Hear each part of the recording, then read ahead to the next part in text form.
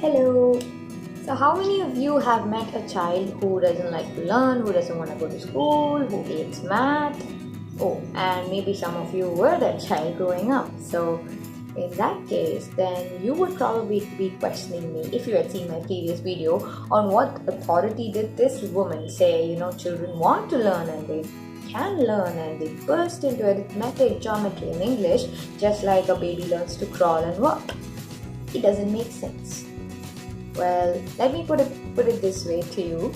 If a child is given the choice and the freedom of choice between activities where he can learn, between activities that help him develop and grow, then that child will make the choice and will end up wanting to learn more.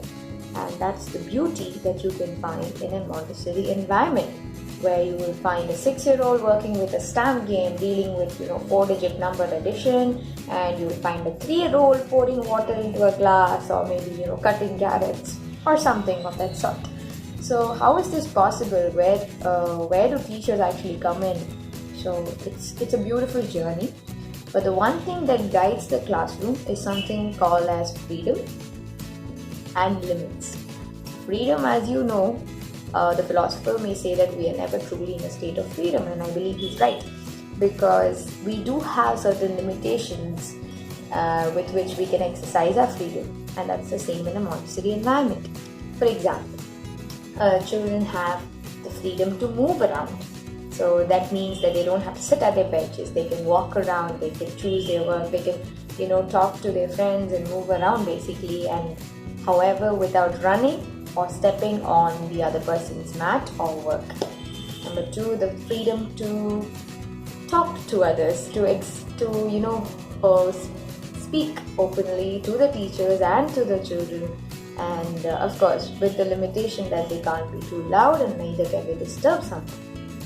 Another freedom would be the freedom to listen to one's body and go to the toilet or drink some water or have snacks or lunch as they decide when and where. So that's another freedom, of course with certain limitations, that you can do something in a certain way with certain hygienic conditions. And most importantly, freedom of choice.